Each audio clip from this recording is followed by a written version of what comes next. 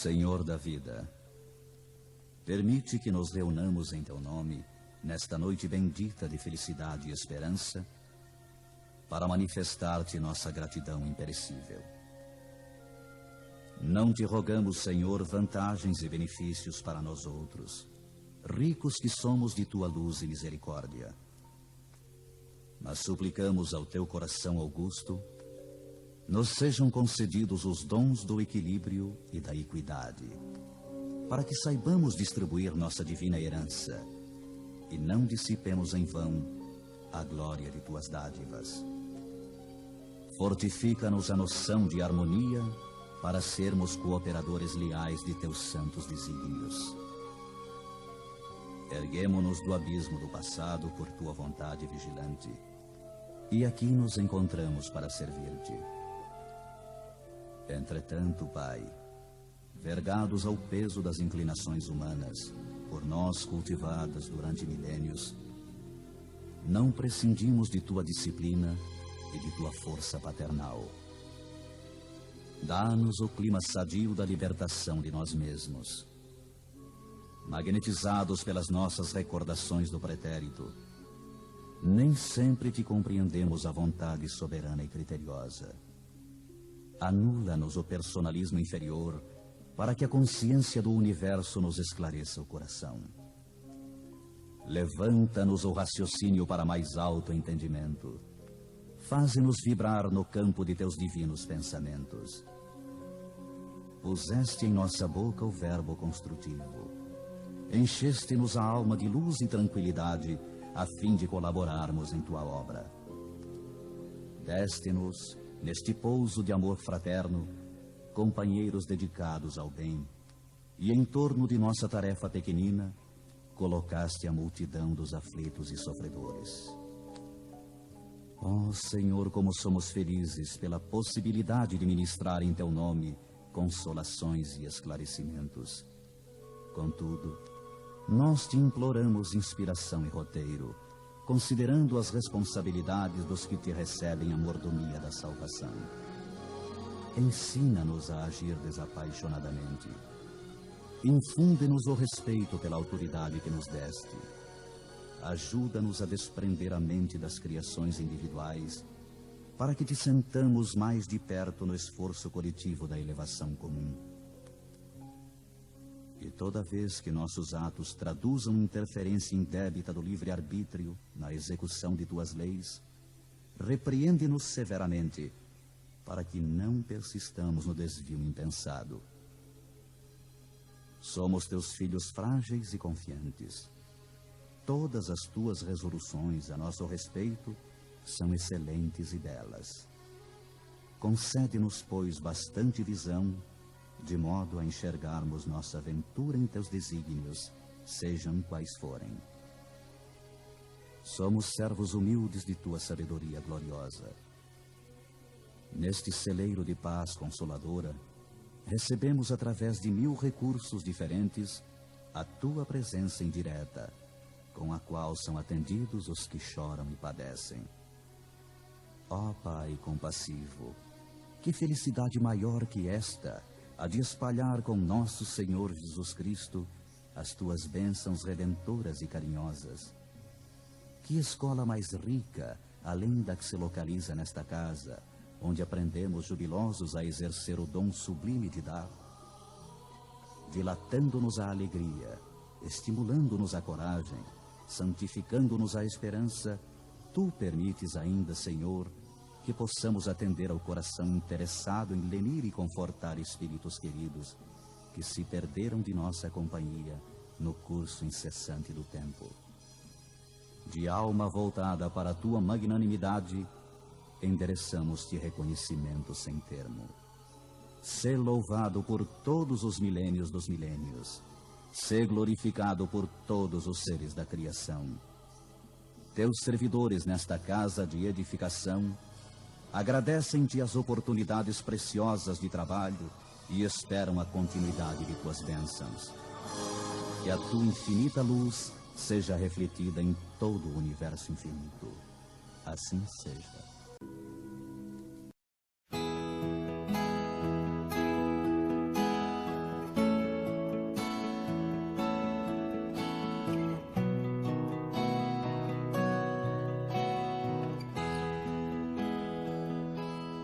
Quanta luz deste ambiente, descendo sobre nós,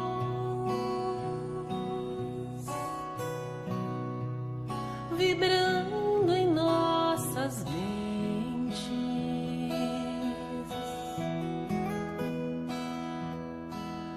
Quanta luz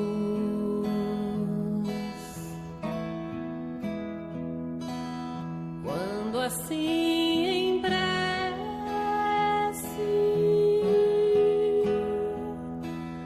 como a alma cresce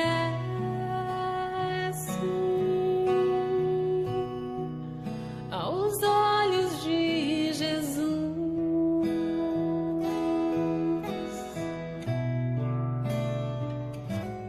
Quanta luz, pois em oração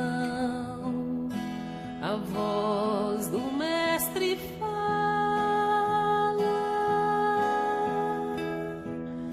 aos nossos corações. Quanta luz descendo sobre nós. Quanta luz, quanta luz, quanta luz, pois em oração a voz do Mestre fala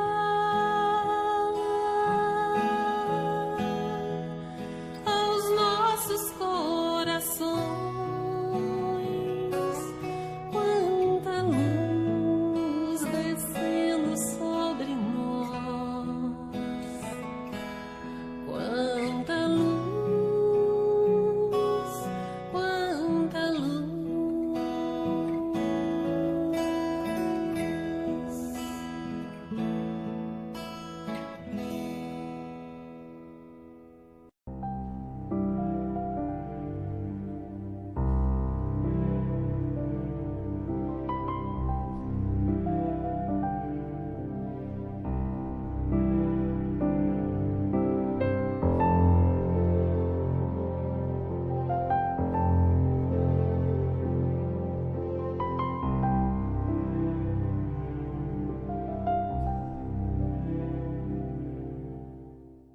Caríssimas senhoras, caríssimos senhores, meus queridos irmãos espíritas, que Deus nos guarde e nos mantenha sob a sua paz.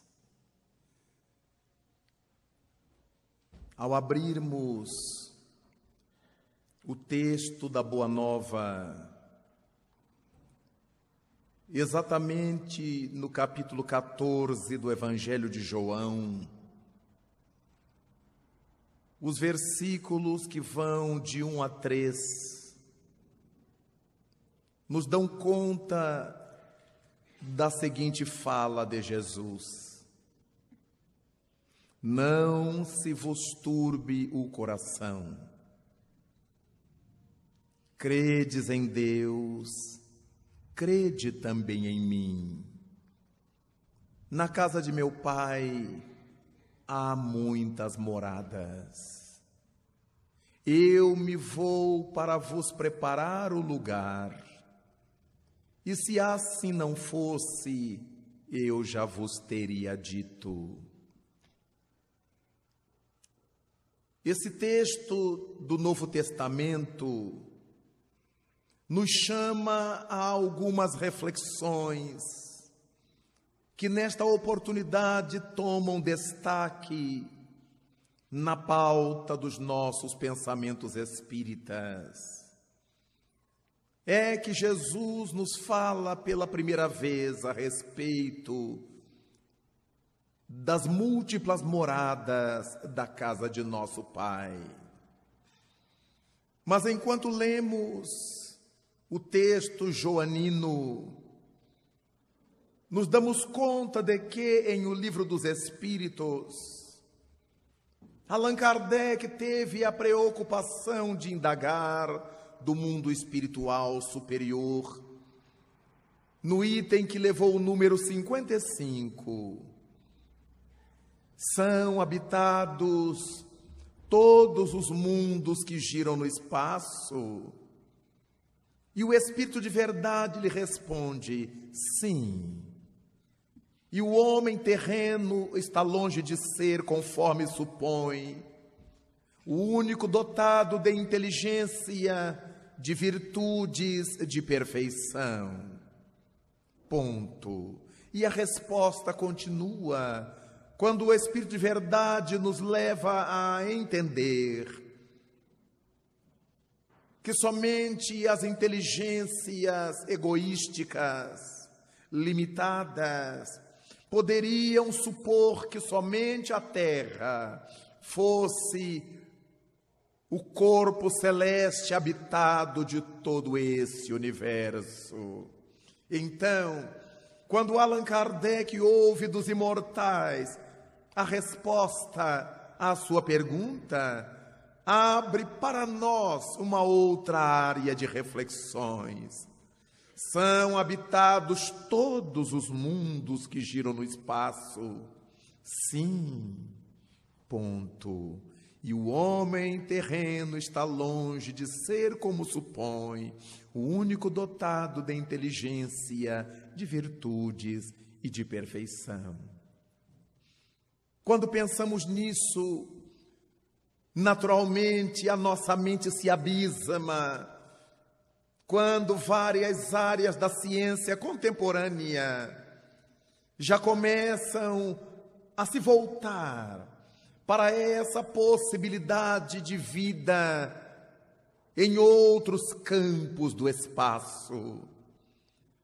Nada obstante, voltamos à expressão de Jesus, conforme os escritos do evangelista João, quando ele nos diz: há muitas moradas na casa de meu Pai.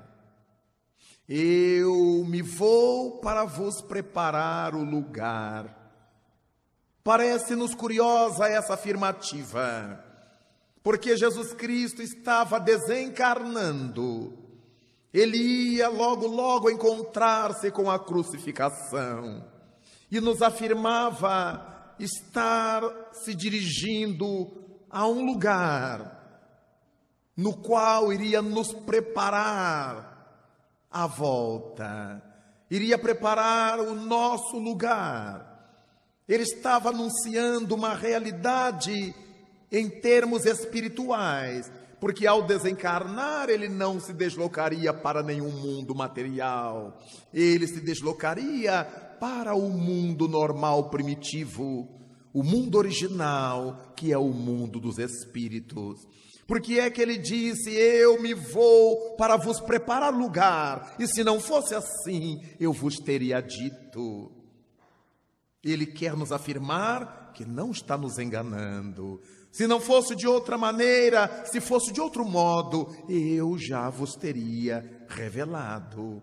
Quando refletimos sobre a afirmativa de Jesus Cristo, sobre as múltiplas moradas e a resposta do Espírito de verdade a Allan Kardec, que são habitados todos os mundos, alguém perguntará: mas como? Os mundos serão habitados com o mesmo tipo e forma de vida como encontramos na Terra?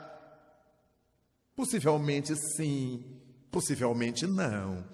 Exatamente porque em O Livro dos Espíritos, Allan Kardec indaga se a vida e a matéria nesses outros mundos são iguais à da Terra. E o Espírito de verdade responde: não, em nada se lhes assemelham. Daí, vale a pena olharmos para o nosso planeta. Aqui, junto à nossa vida material, à nossa biologia, encontramos um punhado de expressões de vida que nada tem a ver com a nossa. Basta que, conforme nos chama a atenção o Livro dos Espíritos, olhemos a vida dos peixes.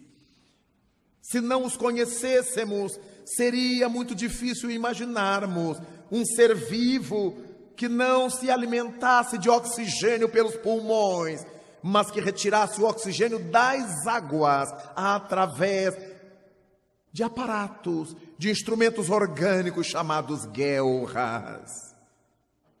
Ora, os peixes têm um estilo de vida completamente diferente do nosso.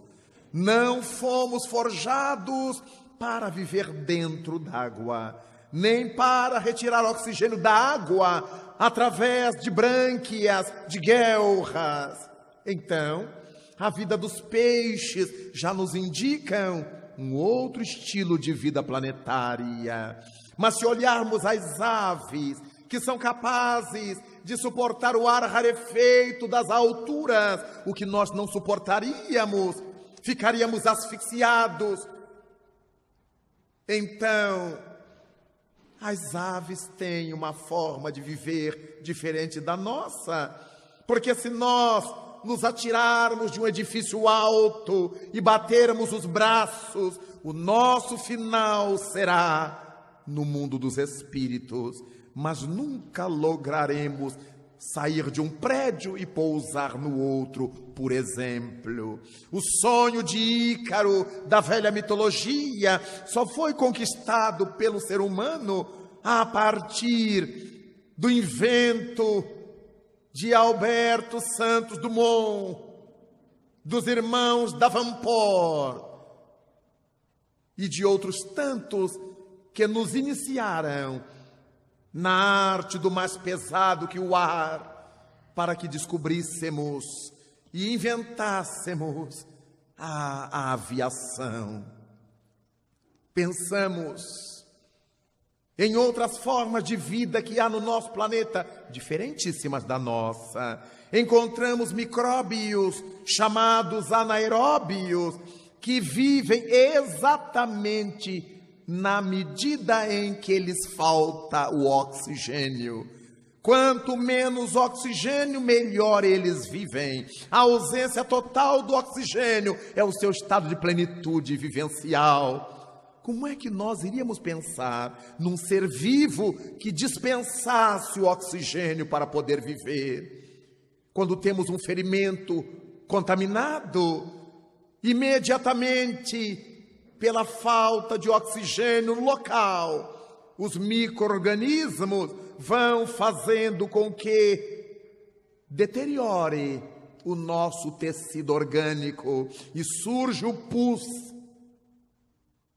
E os enfermeiros, os médicos, ao nos mandarem fazer os curativos, pedem-nos lavar a região com água oxigenada, porque a água oxigenada limita o poder multiplicador dos micro-organismos que continuariam a putrefazer o nosso tecido celular.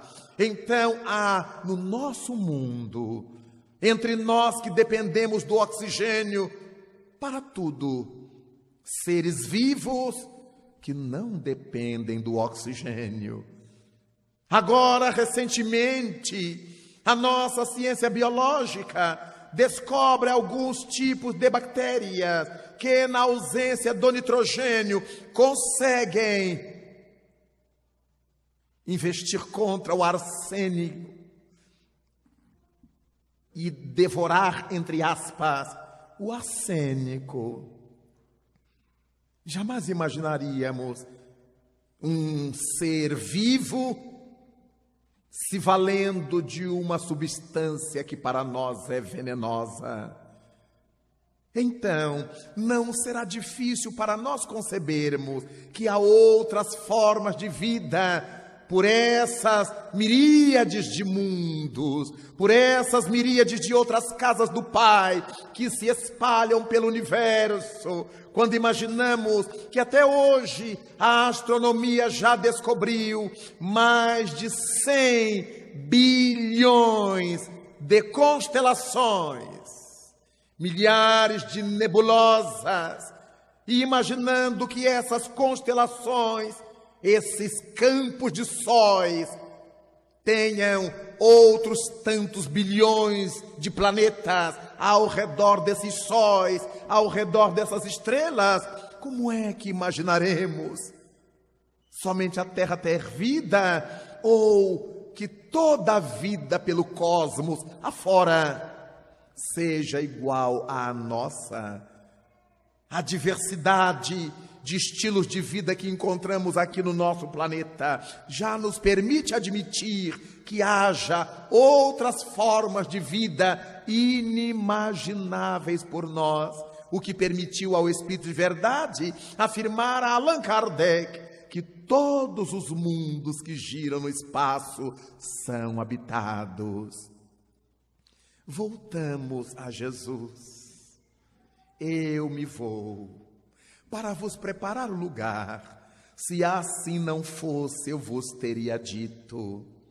Depois que lemos Jesus no texto de João, depois que lemos Allan Kardec e a resposta dos Espíritos à pergunta 55, nos valemos de o Evangelho segundo o Espiritismo, quando no capítulo 3, Allan Kardec estuda: há muitas moradas na casa de meu Pai. É um capítulo inteiro tratando dessa afirmativa de Jesus. E lá pelas tantas, é o Espírito Santo Agostinho que vem nos falar que a Terra é um mundo de provas e expiações, e caracterizá-lo, mostrando que no mundo de provas e expiações o mal prepondera. No mundo de regeneração ainda existe o mal por causa do mal feito anterior. Há muita gente sofrendo, resgatando, há muitos vícios por eliminar-se, mas já existe o desejo do bem em maior escala, já existe uma proposta do bem para tomar espaço. Desse modo, Santo Agostinho nos vai situando entre um mundo de provas e expiações, que ainda é o nosso, e um mundo de regeneração, no qual o nosso se está transformando.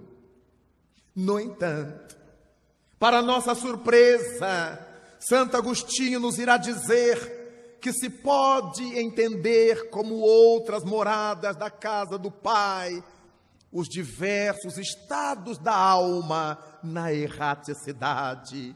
As almas que vivem em estado de harmonia consciencial e as almas que vivem em estado de tormento, em estados infernais de consciência, elas estão em mundos à parte, em moradas à parte, moradas subjetivas, moradas psíquicas. Então, cada estado da alma no mundo dos espíritos se pode admitir como sendo uma morada da casa de Deus. Agora compreendemos por que os velhos gregos, ao definirem o termo ética, disseram que ética também é a morada, o lugar onde se vive. Os gregos entendiam não apenas o locus físico, onde a criatura vive, como o locus psicológico, onde nós nos situamos. Daí, muitas vezes, mantermos determinadas ideias sobre certos temas e assuntos e não nos afastarmos dessas ideias, adquirirmos ideias fixas ou nos movermos em torno de ideais.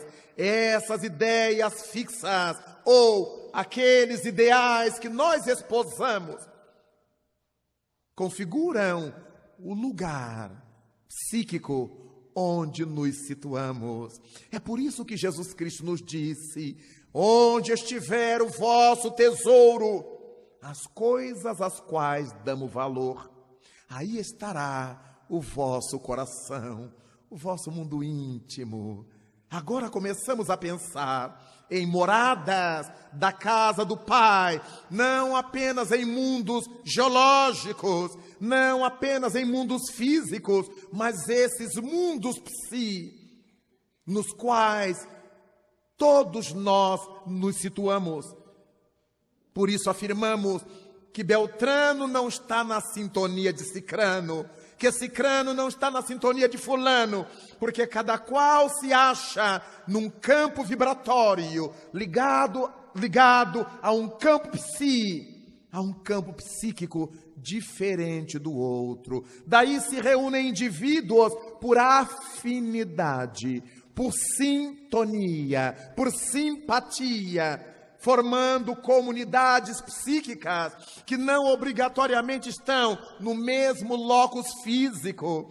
Nós poderemos nos sintonizar e morarmos na mesma casa psíquica de gente que esteja em várias partes do mundo, inclusive no mundo invisível. Desde que pensemos as mesmas coisas, tenhamos os mesmos gostos, a mesma busca, ou cultivemos os mesmos anelos, os mesmos ideais.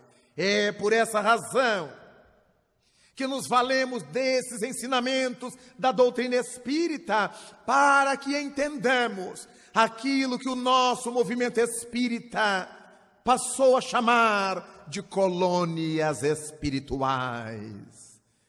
Todos aqueles que adentraram um dia os estudos da doutrina espírita acabaram por travar contato com as referências às colônias espirituais. Agora, nestes tempos que correm, faz sucesso uma dessas colônias, cujo conhecimento nos foi trazido pelo Espírito André Luiz, pela saudosa e diáfana mediunidade de Francisco Cândido Xavier. A colônia Nosso Lar passou a entrar no conhecimento dos espíritas e de todos aqueles que tiveram a oportunidade de ler o livro de mesmo nome. A partir disso, na mentalidade dos espíritas em geral, passou a existir uma só reflexão: colônia espiritual é nosso lar. E na mente de outros tantos, a colônia Nosso Lar passou a ser símbolo de reino dos céus. E os umbrais, as regiões de sofrimento e de entrada, de acesso, passaram a ser o inferno para os espíritas. É muito comum encontrarmos ainda pessoas que dizem: eu não quero ir para o umbral, eu quero ir para nosso lar. Naturalmente, embora seja compreensível esse tipo de afirmativa, ele denota um desconhecimento de nossa parte a respeito do que seja uma colônia espiritual. Verifiquemos que em nosso estado, digamos, o estado do Paraná, existem variadas micro-regiões. Há regiões que são habitadas por italianos, outras por poloneses, outras por alemães. E há micro-regiões mistas, onde há gente de variadas etnias, de variadas nacionalidades e seus descendentes já brasileiros, todos no mesmo estado do Paraná. Digamos que as autoridades que dirigem o estado do Paraná criem escolas em cada uma dessas micro-regiões, atendendo à necessidade geral do Estado, aquilo que todo paranaense tem que aprender. No entanto, em cada micro-região, os diretores de escola desenvolvem a cultura micro-regional. Os trabalhos artesanais feitos aqui em União da Vitória, por exemplo, não são os mesmos trabalhos artesanais que nós encontramos em Curitiba, que nós encontramos em Jacarezinho, porque são regiões diferentes dentro do mesmo estado. Daí compreendermos que as pessoas, embora estejam no mesmo estado, elas pensam diferente, culturalmente. A tecnologia que se faz necessária aqui, possivelmente não se faça necessária no litoral. Em outras tantas regiões do estado, não seja necessária em Guarapuava, no mais alto dos seus platôs estaduais. Então, se nós agora colocarmos o Paraná no contexto Brasil, quanta diferença! De Paraná para Santa Catarina, para Rio Grande do Sul, para Rio Grande do Norte, para o Amazonas, para Minas Gerais, para a Bahia. E nós somos todos brasileiros. Mas enquanto se diz lá pelo Sudeste que aqui é a terra do leite quente, os sulistas dizem que lá para o Sudeste, para o Rio de Janeiro, é a terra do leite quente. E os gaúchos chamam os carioca de chaleira de chá, porque eles falam chiando. Jesus, arroz, tio. E se formos para o Nordeste, eles já falam diferente, tio, titia, é tudo no TT. A linguagem em função das colonizações. Vejamos, somos todos brasileiros, todos nos entendemos. Mas em cada lugar existe uma cultura muito própria. A primeira visita que eu fiz ao Rio Grande do Sul, há muitos anos, eu levava uma tiracolo dependurada nos ombros e perguntei à dona da casa, onde é que eu posso pôr a minha tiracolo? E ela disse, no bidê. Eu digo, Jesus Cristo, acho que ela entendeu errado. Eu pensava uma coisa, ela estava me dizendo outra. Até nós nos entendermos. E eu admitir que bidê não era a peça sanitária que eu conheço no Rio, mas é o criado mudo, isso demorou. Porque eu dizia, meu Deus, acho que ela não entendeu. E ela devia estar pensando, que crioulinho estúpido. Bidê lá era uma coisa e cá, onde eu vivia, era outra coisa. A primeira vez que visitei a Bahia, uma das filhas de Divaldo Franco, da Mansão do Caminho, disse, tio, quer uma batida? Eu digo, não bebo, querida. Tio Divaldo sabe que você vai tomar batida? Sabe. Eu digo, não estou entendendo mais nada. Até que eu disse, deixa eu ver um pouquinho da sua batida. Batida na Bahia é vitamina de frutas. E no Rio de Janeiro é cachaça com sabor de alguma coisa. Vejamos como nós podemos dizer tolices achando que estamos nos comunicando. Com isso, podemos entender que estamos todos num mesmo país, mas não pensamos igualmente relativamente a várias coisas do cotidiano. Com isto, imaginemos a nossa desencarnação. Os espíritos que nos recebem no além, por serem benfeitores, eles têm essa visão antropológica, sociológica, de cada um de nós e de cada grupo de nós. Como eles sabem que nós estamos saindo do corpo, mas teremos necessidade de voltar ao corpo em tempo breve, será difícil nos desvencilharmos de toda a nossa cultura humana, paranaense, carioca, mineira, baiana, gaúcha, num estalo de dedos. Durante muito tempo permaneceremos com nossos hábitos psicológicos, com nossas manias. O gaúcho terá vontade de beber chimarrão. Possivelmente, o paranaense do litoral terá saudade do barreado.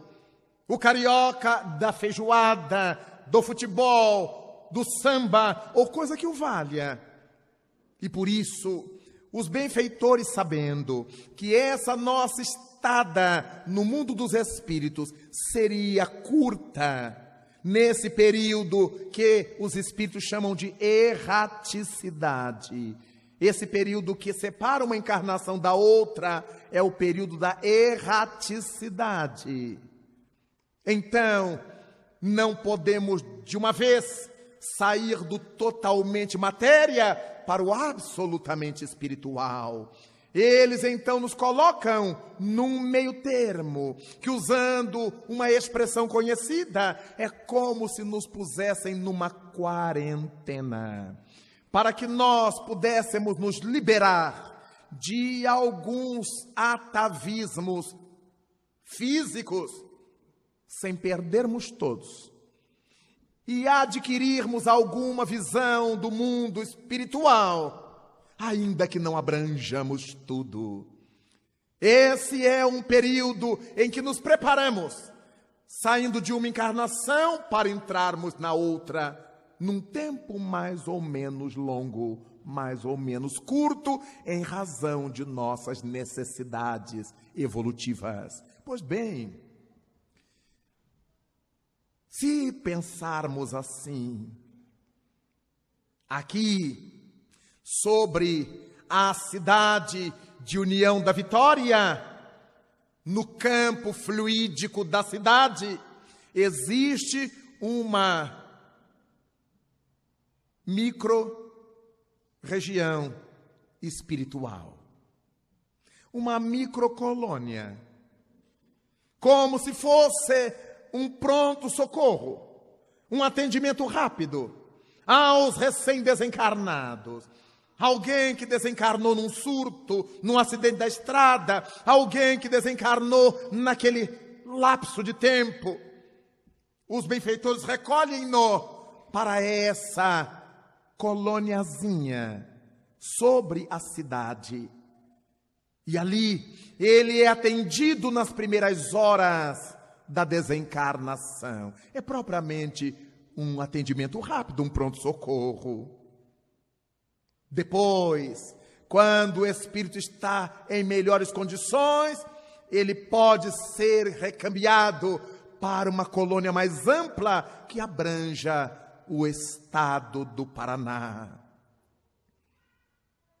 Do mesmo modo que União da Vitória é uma cidade que está incrustada no estado, essa microcolônia da cidade também estará incrustada na macrocolônia estadual.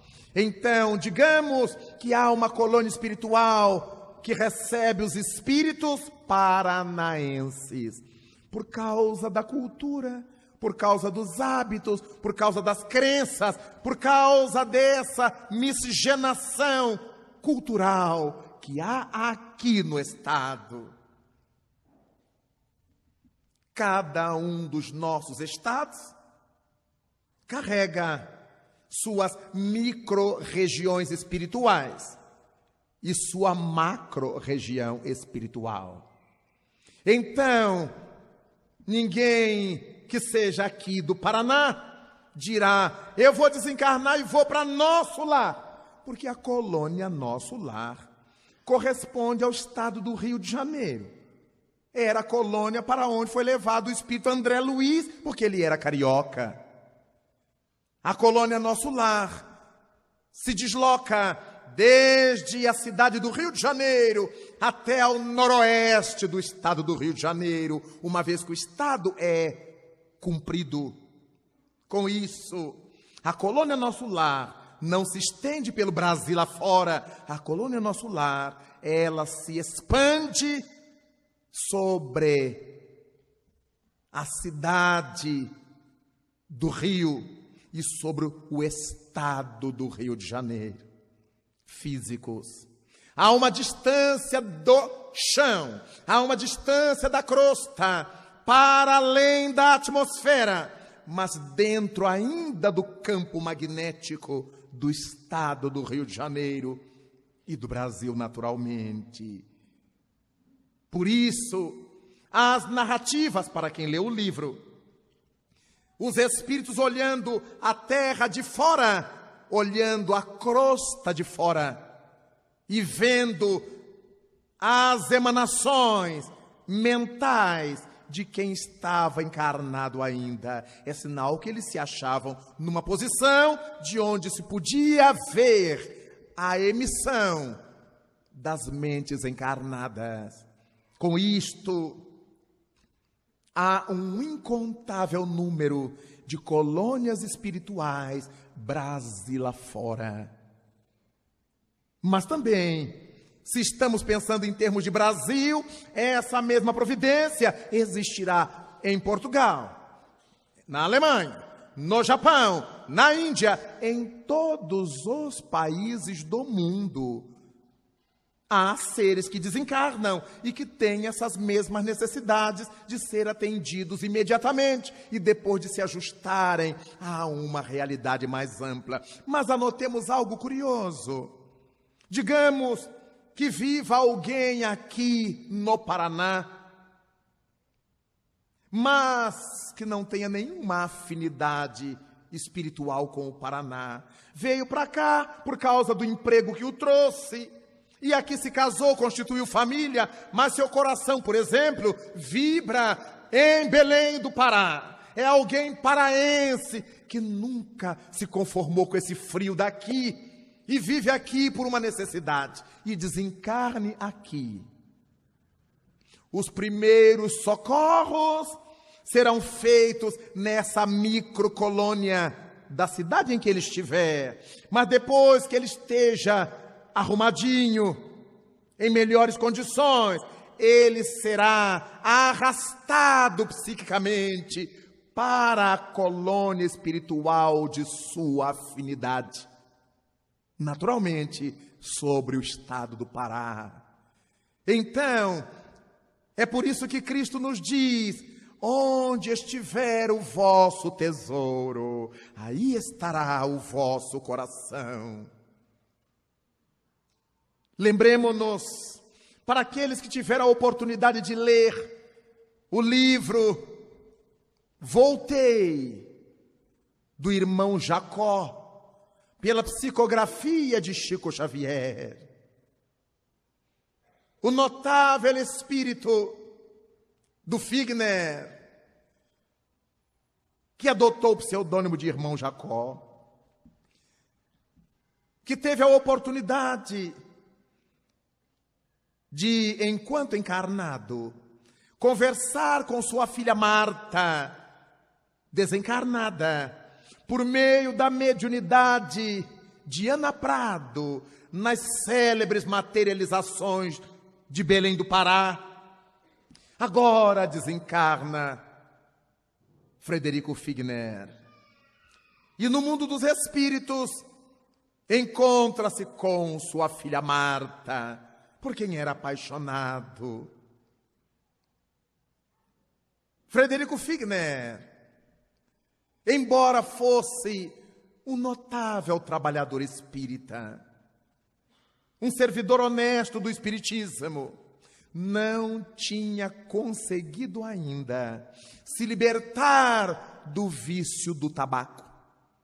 Como ocorre com tantos trabalhadores da seara espírita, que são bons trabalhadores, mas não se cuidam bem. Então, conta-nos ele no livro que a coisa que mais o envergonhou no além, logo que desencarnou, foi estar diante de entidades venerandas que ele já conhecia quando trabalhava na Federação Espírita Brasileira, benfeitores espirituais como Bezerra de Menezes e outros vários. E diante do doutor Bezerra de Menezes, quando ele se dava conta, estava com o cigarro entre os dedos, e ele jogava o cigarro fora, e o cigarro aparecia outra vez, porque o cigarro não estava entre os dedos, estava na mente dele. Ele é que produziu o cigarro entre os dedos. E ele jogava aquele fora, mas a mente estava vinculada ao cigarro e plasmava outro. É um aprendizado que confirma o que nos diz a Gênese, milagres e predições segundo o Espiritismo. Para o espírito desencarnado, o pensamento e a vontade são os instrumentos com os quais ele constrói, ele destrói, ele realiza as coisas. Mas, passadas essas dificuldades, sua filha Marta, sabendo do amor que seu pai tinha pelos Estados Unidos, fez com ele, em espírito, uma viagem aos Estados Unidos, naturalmente pelos campos psíquicos da América do Norte. E quando estavam lá, Frederico Figner manifestou o desejo, em estando na Califórnia, de visitar um vulto da ciência por quem Figner era apaixonado. Thomas Alva Edison, o inventor da lâmpada elétrica de filamento, pensador, matemático, filósofo, físico experimental. Thomas Edison caíra nas graças, na ternura de Fred Figner.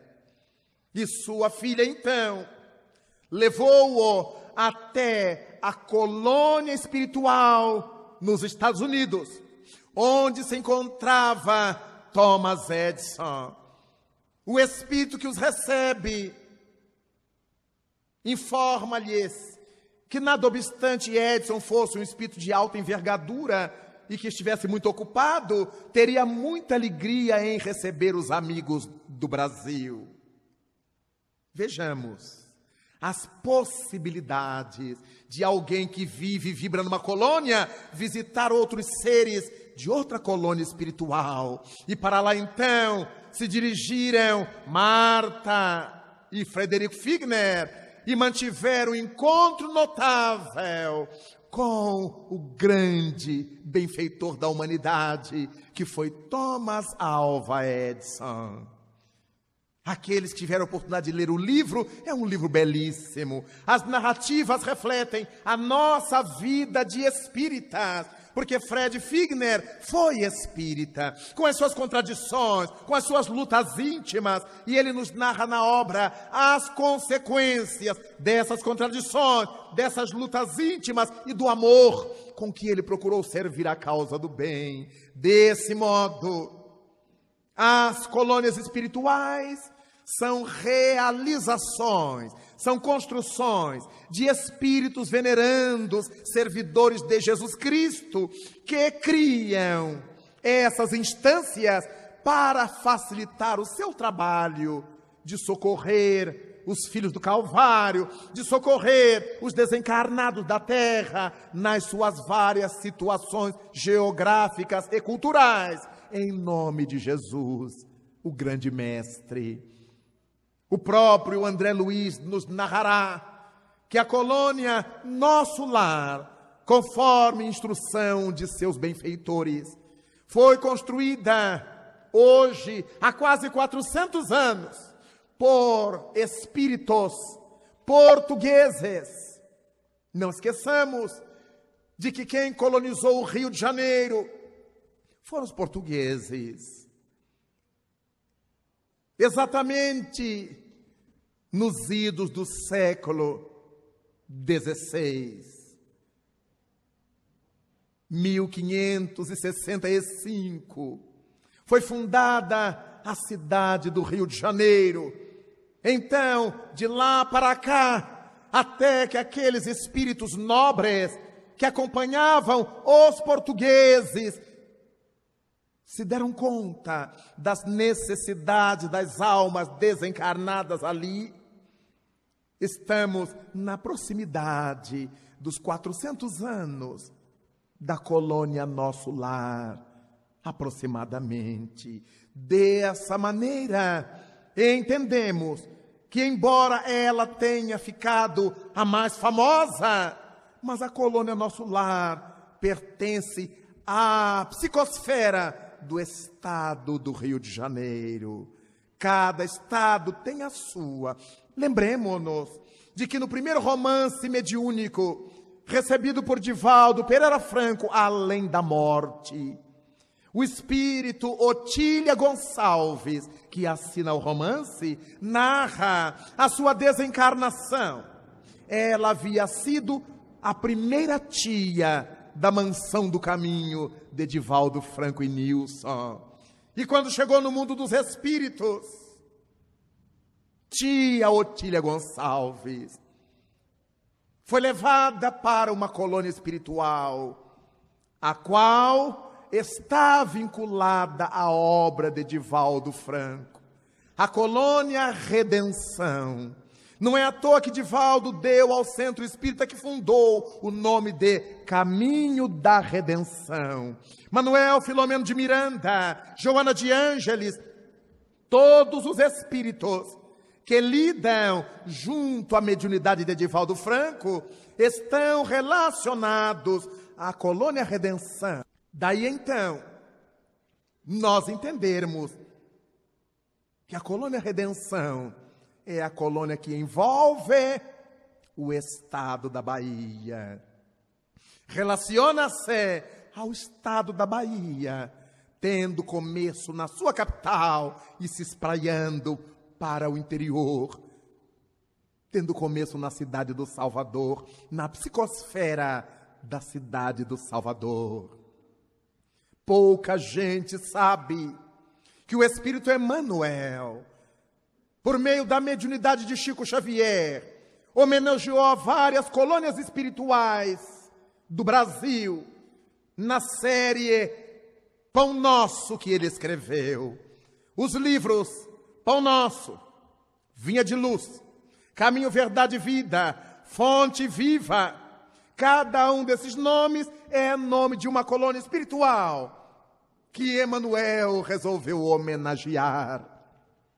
Há incontáveis colônias espirituais. É tão importante para nós sabermos disso, porque agora saberemos nos comportar de tal modo que possamos ser bem atendidos quando da nossa desencarnação, no centro de triagem, imediatamente a nosso passamento, e depois na colônia espiritual relativa ao nosso estado ou à nossa afinidade maior.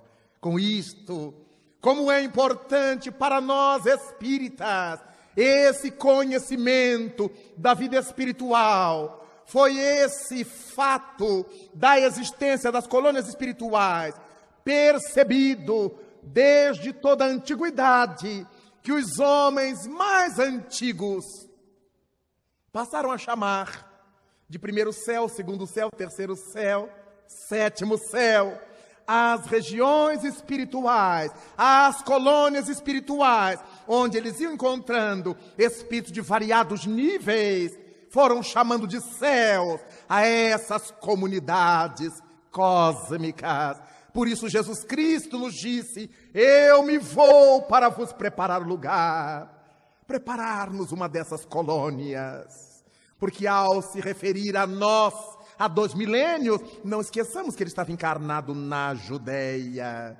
Então, diretamente ele se referiu aos judeus, seus discípulos, estendendo esse conhecimento à humanidade inteira.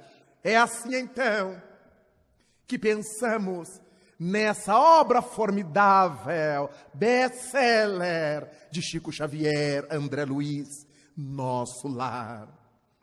Recentemente, alguém teve a feliz ideia de converter o livro Nosso Lar numa película.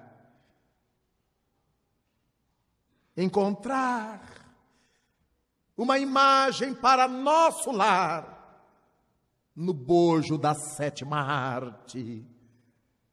Particularmente, meu coração pulsou.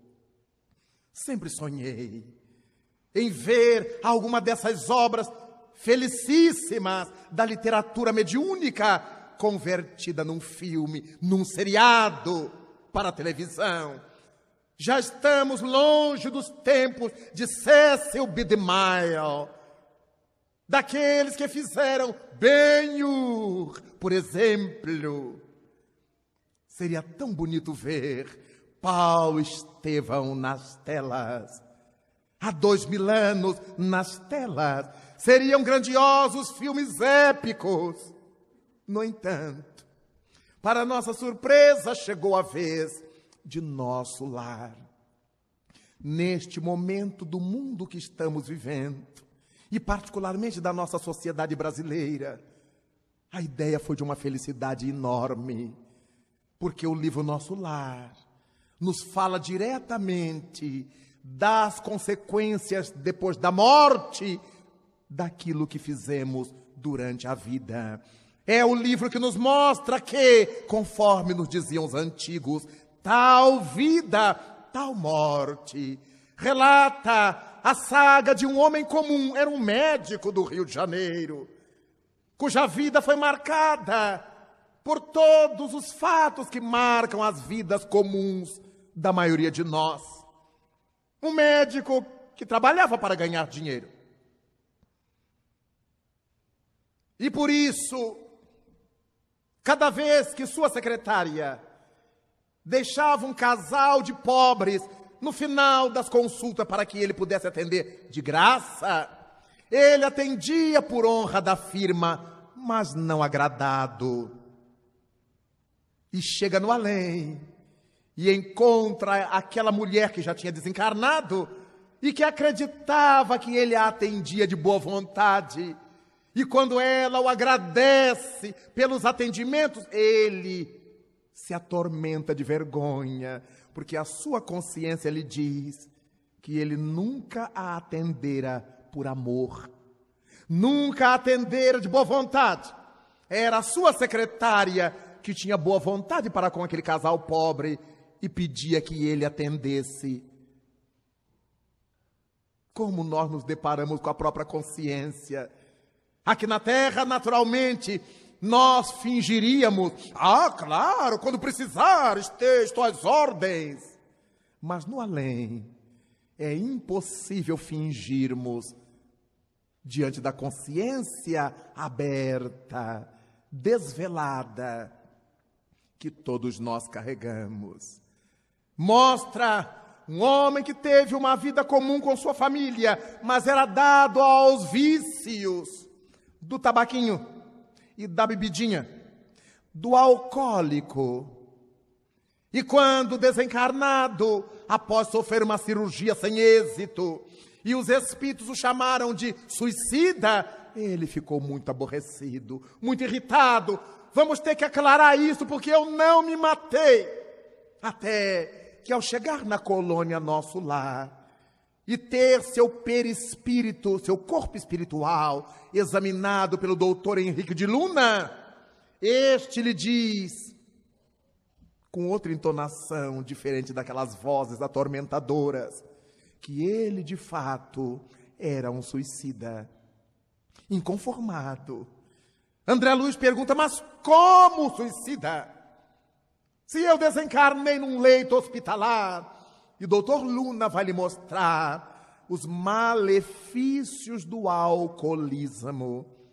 Ele não era um alcoólatra de beber, de se emborrachar e de cair pelas ruas, mas era um alcoólatra de não poder viver sem a sua dose diária de álcool, como grande número de espíritas e de cristãos. Há pessoas que dizem para justificar, não, eu não sou alcoólatra, eu bebo socialmente. Mas bebe socialmente todo dia, todos os dias. Toma um aperitivo no almoço, o outro no jantar, e fora do almoço e do jantar tem uns aperitivos. Então, segundo a Organização Mundial de Saúde, é um alcoólatra. Toda pessoa que, mesmo que não fique embriagada, já não pode ficar sem aquela dosagem de álcool no organismo. É um alcoólatra. André Luiz era um alcoólatra. E por sua fragilidade hepática, foi o detonador de sua patologia, que o levou à desencarnação. Para muita gente é o tabaco que detona os processos pulmonares, os enfisemas e outras tantas mutilações, graças aos subprodutos do tabaco. Para outros é o álcool, para outros é o excesso de comida, para outros é a irritação costumeira, os estresses inacabáveis, as mágoas, as depressões alimentadas. Cada qual vai fragilizando o seu corpo físico com os vícios que alimenta e vai fortalecendo o seu corpo físico com as virtudes que abraça. Daí, André Luiz mostra a todos nós as consequências espirituais daqueles vícios tão inocentes que a gente assimila aqui na terra. As pessoas se sentam ao redor de uma mesa e não se levantam enquanto houver comida nas terrinas ou nas panelas. Bate do lado e diz assim: oh, comi bem. E podia acrescentar: mal. Comi bem mal. Porque comi além de minhas necessidades. Comi para não deixar na panela. E quantas são as mães de família que incentivam isso? Não vai deixar esse pouquinho na panela. Come esse pouquinho, acaba com isso. Esse pouquinho podia ir para um pote para a gente comer depois.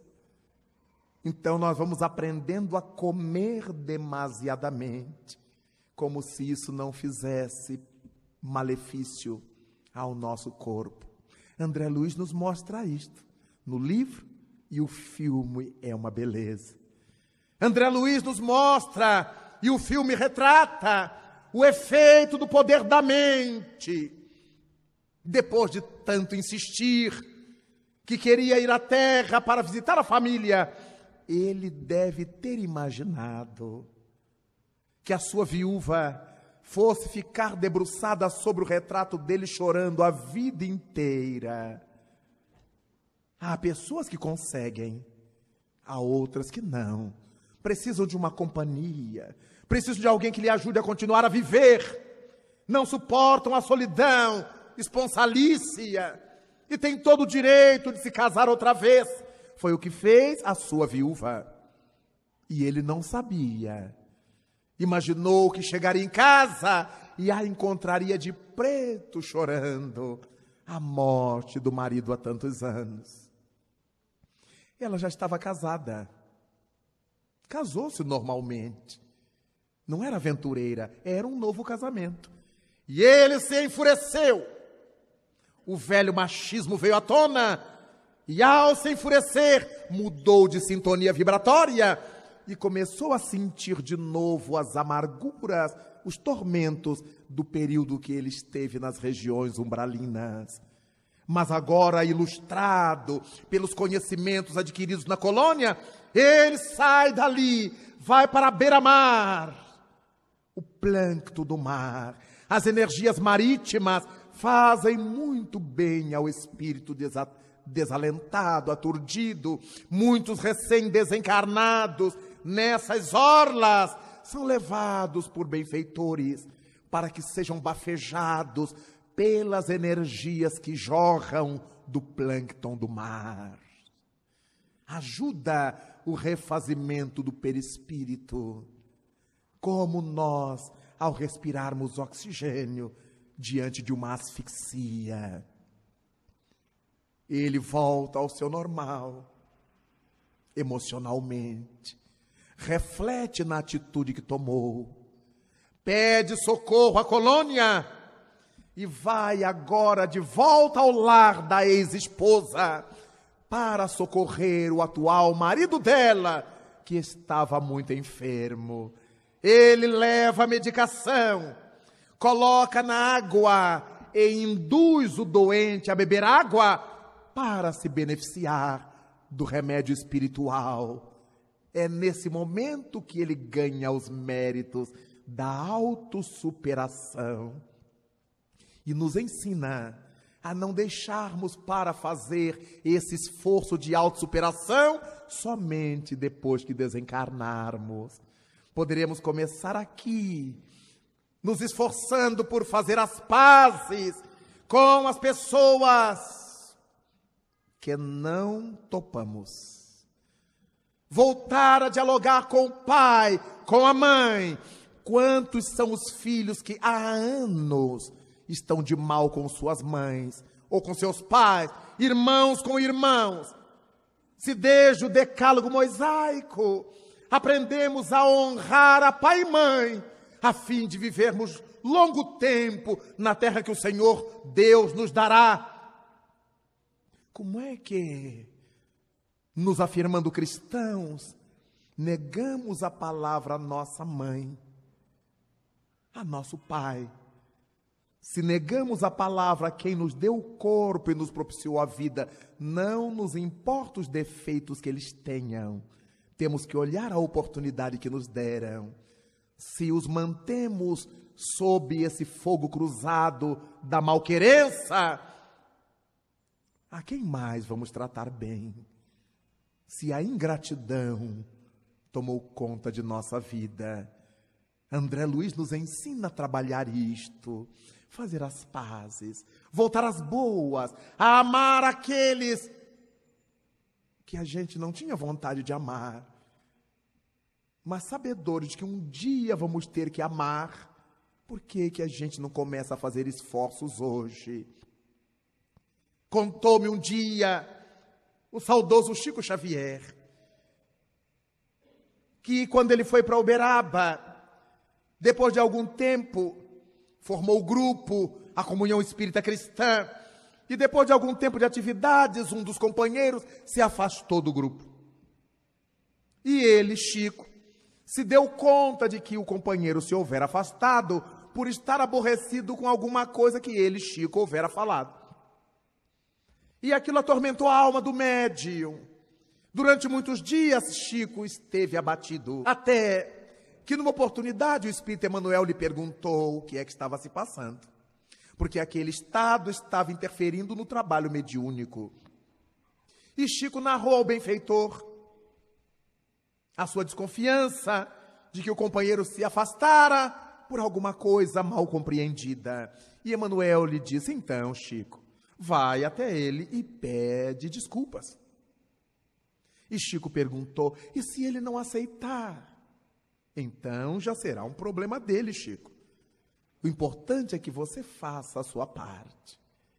Então Chico contou que no entardecer, quase noite, para não chamar muita atenção dos vizinhos, o companheiro era dali da vizinhança, Chico saiu de casa, foi até a sua casa, bateu a porta e depois de olhar pela portinhola, viu que era o Chico, abriu a porta.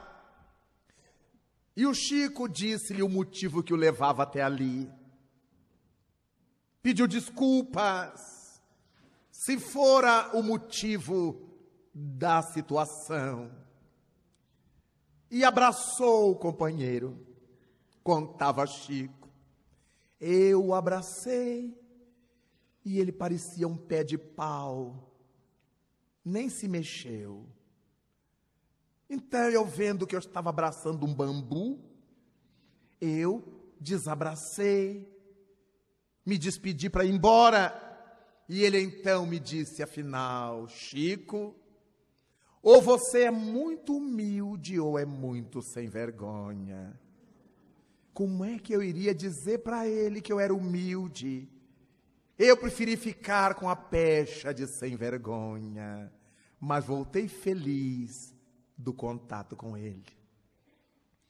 André Luiz nos ensinando a ficarmos felizes depois que resolvermos essas pendências.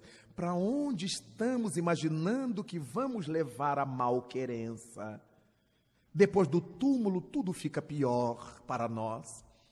Porque se a pessoa com quem nós não estamos bem também não ficar bem comigo e desencarnar na minha frente, é um novo obsessor que eu tenho.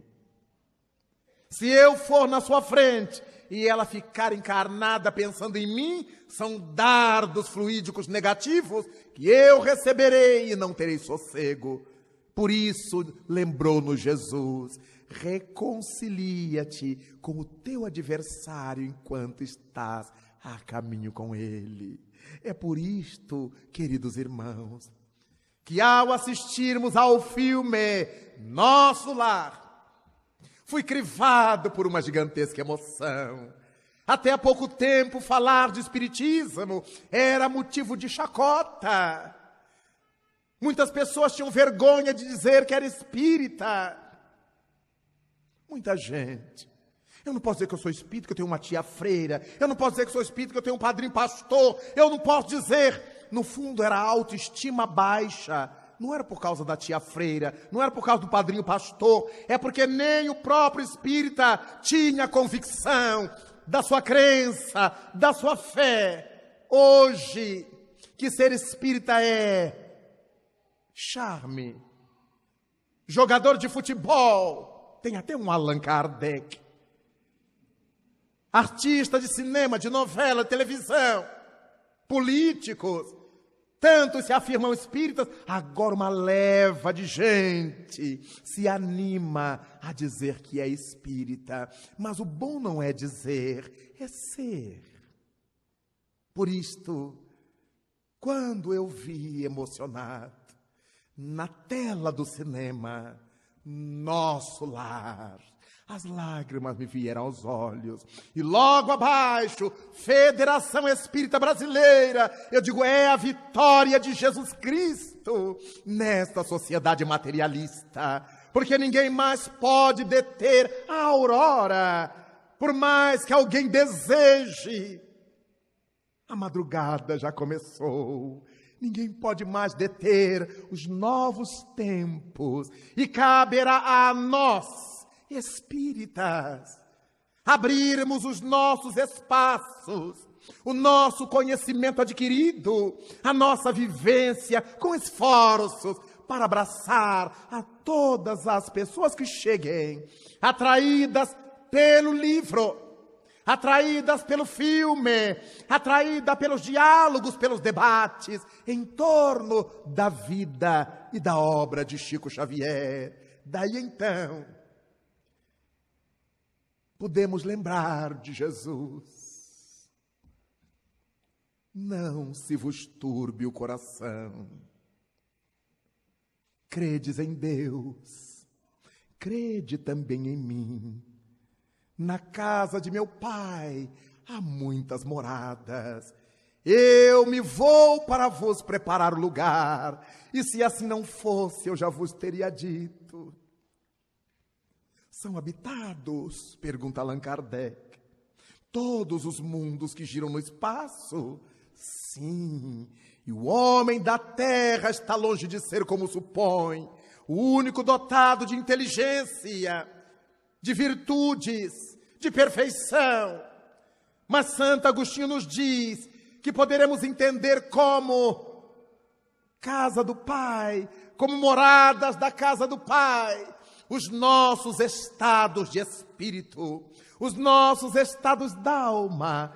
E dessa maneira nos associamos por afinidade após a nossa desencarnação. Porque isso já ocorre aqui na Terra. Nos atraímos por afinidades. Depois da morte, com mais razão ainda, sem a pressão biológica do corpo, sem os interesses imediatos da sociedade, somos atraídos uns aos outros pelo campo magnético, psicomagnético que nós geramos. Quantas bênçãos o Senhor Jesus nos tem permitido nestes tempos.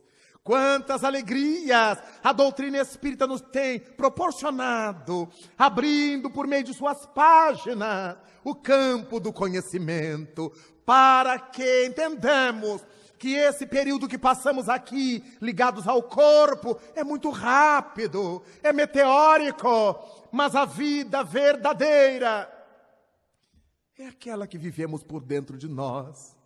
E o mundo verdadeiro não é o mundo terra, é o mundo normal primitivo, o mundo dos espíritos. Não é primitivo por ser atrasado, é primitivo por ser o primeiro, o original. Daí, enquanto refletimos sobre a saga de André Luiz, a respeito do filme Nosso Lar, entendendo agora o que são as colônias espirituais, todos nos sentimos mais fortes no espiritismo, na nossa crença, sentimos mais e de perto o amor de Deus sobre todos, e por isso nos damos as mãos e contemplamos as estrelas, Sírios, Vega, Altair, Canopus, Lira, Antares, por entre esses corpos sidéreos. Outras tantas moradas de Deus pulsam e vibram, acenando-nos, porque um dia nós seremos governadores dos astros. Somos herdeiros da divindade, filhos seus, e tanto quanto Jesus Cristo é o Rei solar, um dia todos nós seremos anjos num planeta onde o amor, unicamente o amor, há de reinar. E nesse dia então, de mãos unidas, ajoelhados simbolicamente diante do altar da natureza, nós agradeceremos a Jesus e a Ele diremos: louvado sejas, Senhor Jesus, na glória imortal do lar celeste, pelos bens que nos trouxeste no evangelho da nossa redenção, na tarefa renovada que o teu olhar nos consente, de espíritos reverentes, nós rogamos pelo teu amor. Pobres cegos, que desde há milênios estamos fugindo à luz a qual nos elevas, hoje, porém, Senhor, a nossa oração rompe as trevas. Escuta-nos e, se possível, vem retificar o nosso passo, a fim de que trilhemos a estrada corrigida. Vem sustentar nossa lida, nossa vida, na fonte inesgotável do eterno bem. Dá-nos, Jesus, tua bênção, bênção que nos conforta, bênção que nos levanta, para que a tua doutrina santa, esse imbatível consolador, vibre pura, viva dentro de nós. Faze, Senhor, com que nós todos, na caminhada incessante, a cada dia, em todo instante, possamos ouvir tua voz. Ampara a nossa esperança, socorre a nossa pobreza e liberta a nossa alma ainda presa de tanto erro nessa multissecular imperfeição. Mestre excelente, Senhor de toda verdade, ensina-nos a guardar-te com unção, com devoção e com inesgotável gratidão, na intimidade singela, nada obstante, muito sincera, que é o nosso próprio coração. Obrigado, Mestre amado. Obrigado, Pai da vida. Muito obrigado, senhores.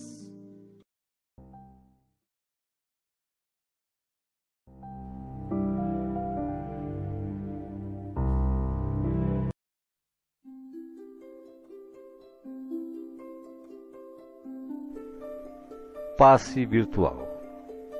Depois de iniciado o passe, não pense em mais nada. Mentalize sua casa, sua família e seus desejos. Usando a sala de passe virtual do Instituto André Luiz, esteja convicto de que realmente precisa tomar um passe. Não use a sala somente por curiosidade. Visitando a sala por visitar de maneira informal, deixará de usufruir dos seus benefícios quando dela necessitar realmente. Utilize a sala com gratidão e respeito, como faria num centro espírita material. Aconselhamos a utilização da sala apenas uma vez por semana, salvo em caso de grande necessidade. Em silêncio, evoque a proteção de Deus e de Jesus para o passe. Desejando, após a invocação, rogue também o concurso do seu anjo da guarda ou dos espíritos superiores com os quais tenha maior afinidade. Procure afastar de sua mente quaisquer pensamentos negativos. Respire fundo, pausadamente, com calma e confiança. Prepare-se para orar. Ore com Jesus. Pai nosso que estás no céu, santificado seja o teu nome. Venha a nós o teu reino e seja feita a tua vontade, assim na terra como no céu. O pão nosso de cada dia dá-nos hoje. Perdoa as nossas dívidas, assim como nós perdoamos os nossos devedores. Não nos deixeis cair em tentação, mas livrai-nos do mal. Porque teus são o reino, o poder e a glória para sempre. Assim seja. Vamos dar início ao passe. Como as folhas envelhecidas se desprendem das árvores, deixe os sentimentos que já não servem mais se soltarem de você suavemente, mas de forma inexorável. Pequenos pontos de sofrimento e que se chamam amargura, tristeza, raiva, decepção, se vão de sua mente um a um para não mais voltar. O vento da vida leva-os para longe sem que possam retornar e refazer o vínculo pernicioso. Pouco a pouco a árvore de suas emoções vai se esvaziando de negatividade até mostrar-se limpa e pronta para a renovação.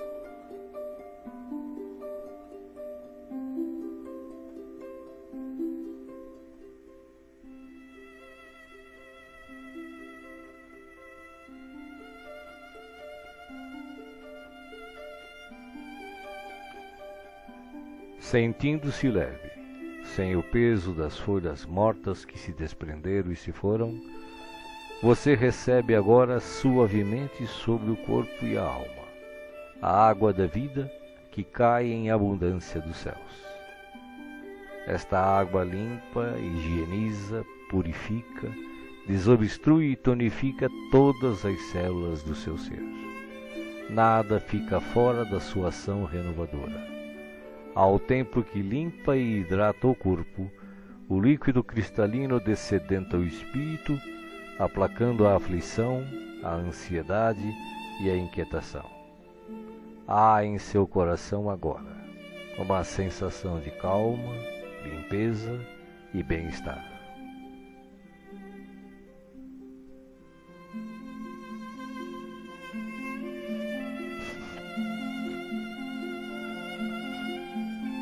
Um leve frio, e eis que o sol de Deus surge para aquecer e aconchegar. Os raios cariciosos penetram-no por inteiro, aquecendo-o ternamente qual materno abraço, proporcionando conforto e segurança ao coração. Neste momento, o amor maior aquece o seu ser, afastando o gelo de toda e qualquer aflição. Nenhum outro sentimento que não o de alegria e confiança assomam à sua mente agora. Você está em paz, envolvido pelo calor que o protege.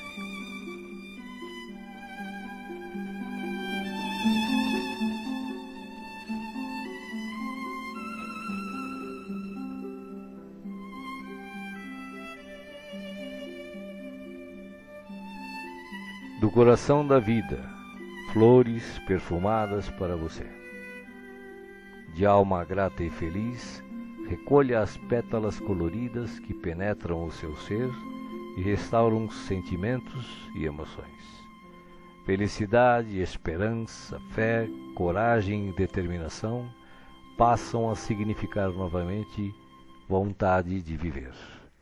Mas além do perfume e da cor, a natureza neste momento lhe envia o que possui de melhor, a capacidade infinita de restaurar-se em sublime beleza, ainda quando os golpes do mal parecem decretar-lhe o fim.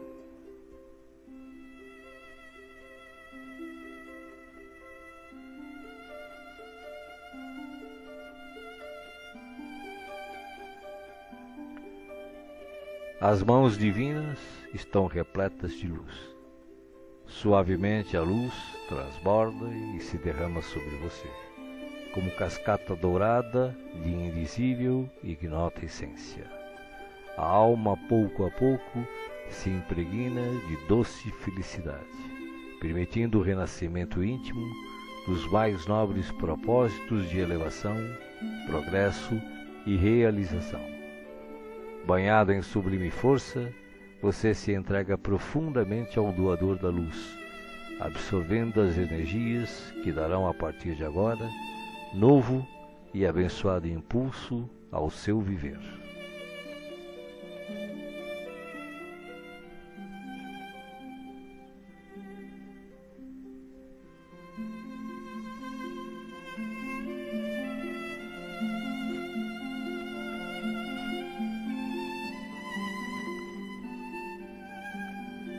Sinta agora à sua volta a presença de Jesus, que te pergunta: me chamastes?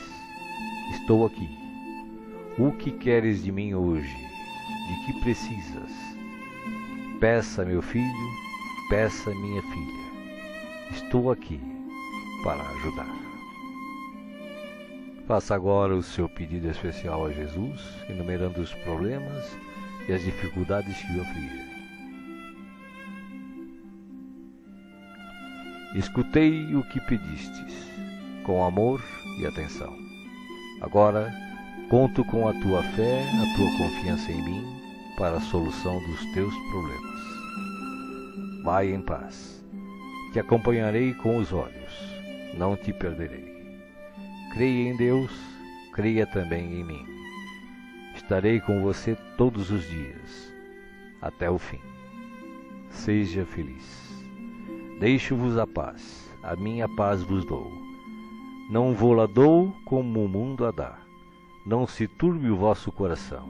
Crede em Deus, crede também em mim. Não se turbe o vosso coração, nem se atemorize. Eu sou o caminho e a verdade e a vida. Ninguém vai ao Pai a não ser por mim. Os bons espíritos, os espíritos puros e as falanges de luz também enviam a você agora as melhores emanações de paz, saúde, alegria e refazimento, do mais altos desde as mais belas cidades espirituais até a morada dos anjos, em uníssono com o Criador, uma radiosa luz o envolve plenamente.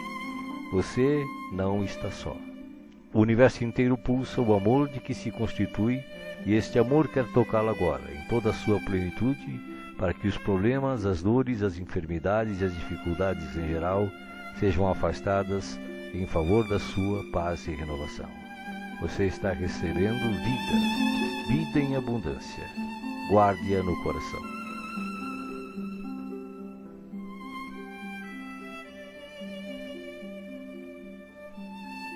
O passe está sendo finalizado. Respire pausadamente e repita agradecido: obrigado, Senhor, por este dia. Que ele me seja produtivo e feliz, como tu desejas. Assim seja.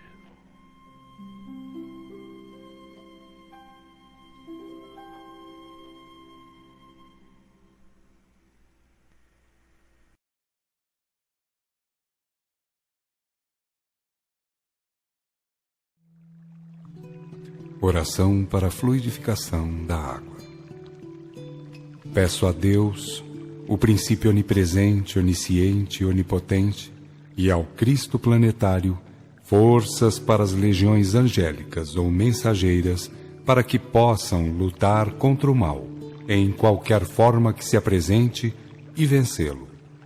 Como não existe merecimento fora do respeito à verdade, ao amor e à virtude, prometo aplicar esforços no sentido de viver a lei de Deus, compreender e imitar o verbo exemplar e cultivar nobremente os dons do Espírito Santo, carismas ou mediunidades, sem os quais não pode haver a consoladora revelação. Rogo a Deus, que enviou o verbo modelo para entregar o glorioso Pentecostes, ou derrame de dons mediúnicos para toda a carne, para que a humanidade tenha realmente dignos medianeiros, que deem de graça o de graça recebido, nutrindo verdadeiro respeito à doutrina do caminho. Como encarnado, sujeito a necessidades, doenças, dores, aflições, e também sujeito à morte física e responsabilidade perante a justiça divina, rogo o dom do bom discernimento espiritual, assim como rogo para o corpo as energias e os fluidos a serem depositados nesta água. E como quem tanto necessita e roga, reconhecido agradeço a Deus, às legiões angélicas e socorristas e ao meu espírito guia ou anjo guardião.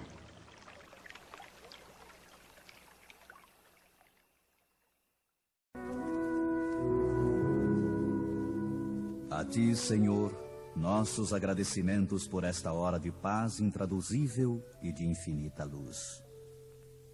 Agora que cessou a nossa oportunidade de trabalho nos círculos da carne, nós te agradecemos os benefícios recolhidos, as aquisições realizadas, os serviços levados a efeito. Mais que nunca, reconhecemos hoje a tua magnanimidade indefinível, que nos utilizou o deficiente instrumento na concretização de sublimes desígnios. Vacilantes e frágeis, como as aves que mal ensaiam o primeiro voo longe do ninho, encontramo-nos aqui, venturosos e confiantes, ao pé de teus desvelados emissários que nos ampararam até o fim. Como agradecer-te o tesouro inapreciável de bênçãos celestes?